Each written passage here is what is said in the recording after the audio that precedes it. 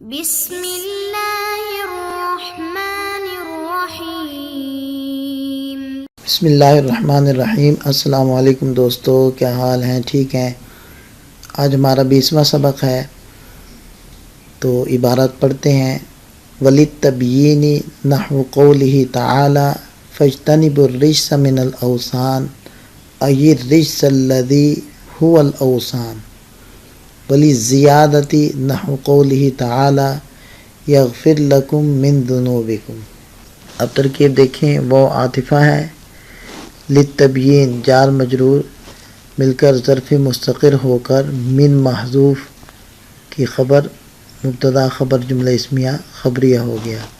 نحو مضاف، قول مصدر، مضاف مضاف ہو ضمیر ذوالحال ہے، تعالی فعل فاعل جملہ فعلیہ ہو کر یہ اس کا حال بن کر قول کا مضاف لے ہو کر اصطلاحی قول بن جائے گا۔ اور فا جزائیہ ہے اور اس کی شرط محذوف ہے۔ اجتنبو فعل امر ہے اور انتم ضمیر اس میں جو پوشیدہ ہے وہ اس کا فاعل۔ الرجس یہ ذوالحال من حرف جر الاوثان مجرور، جار مجرور مل کر ظرف مستقر ہو کر اس کا حال ذوالحال سے مل کر بن جائے گا مفسر۔ ای حرف تفسیر ہے۔ الرجس یہ موصوف، الذی اس میں موصول ہوا مبتدا الاوثان خبر، مبتدا خبر سے مل کر جملہ اسمیہ خبریہ ہو کر الذی موصول کا صلہ، موصول صلہ سے مل کر یہ بن جائے گا الرجس موصوف کی صفت، موصوف صفت سے مل کر تفسیر، اس کو آپ مفسر بھی کہہ سکتے ہیں، تفسیر۔ تو مفسر تفسیر سے مل کر فاجتنبو جو فعل امر تھا اس کا مفعول بھی بن جائے گا۔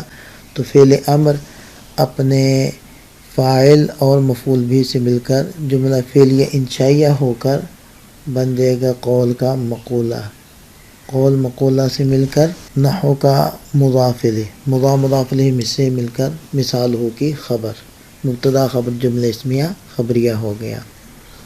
وہ عاطفہ لزیادتی یہ ظرف مستقر ہو کر من کی خبر، مبتدا خبر جملہ اسمیہ خبریہ اور نحو مضاف، قول مصدر، پھر مضاف الیہ مضاف ہو ضمیر ذوالحال تعالی حال ذوالحال سے مل کر قول کا مضاف الیہ ہو کر یہ بن جائے گا قول۔ اور یغفر یہ فعل ہے، ہوا ضمیر اس میں فاعل ہے جو راجع ہے اللہ تعالیٰ کی ذات عالی کی طرف، اور یہ فعل مجزوم ہے کیونکہ یہ امر کے جواب میں ہے جسے پچھلی آیت مبارکہ کے اندر آ رہا ہے۔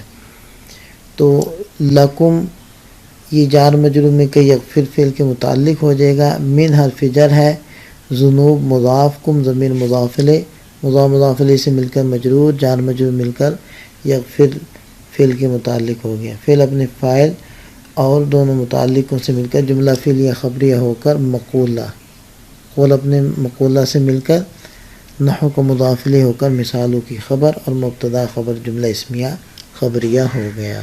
ترجمہ دیکھ لیں۔ اور من بیان کے لیے آتا ہے، بیان کا مطلب یعنی ابہام کو دور کرنے کے لیے آتا ہے، جیسے اللہ تعالیٰ کا ارشاد فاجتنبوا الرجس من الاوثان، پس بچو تم گندگی سے بتوں کی، یعنی گندگی سے کہ وہ گندگی خود بت ہیں، یعنی بتوں سے اور ان کی پوجا پاٹ سے بچو، کیونکہ یہ سراسر گندگی ہی گندگی ہے اور عقل مند ہمیشہ گندگی سے بچتا ہے۔ تو رجس کے اندر جو ابہام تھا کہ اس سے کون سی گندگی مراد ہے، اس کو من الاوثان کہہ کر صاف کر دیا کہ یہاں بتوں کی گندگی مراد ہے۔ من آتا ہے زیادت کے لیے، جیسے اللہ تعالیٰ کے اس ارشاد میں یغفر لکم من ذنوبکم، وہ تمہارے گناہوں کو معاف کر دے گا، یعنی کلام میں زائد ہوتا ہے کہ اس کے حذف کرنے سے اصل معنی میں کوئی خرابی نہیں آتی، اگرچہ اس کے ذکر کرنے سے کچھ زائد خوبیاں حاصل ہوتی ہیں۔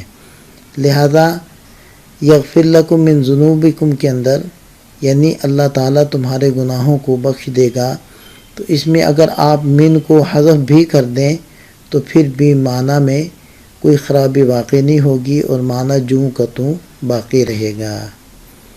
اللہ تعالی ہم سب کا حامی و ناصر ہو، دعا میں یاد رکھیے گا۔ السلام علیکم۔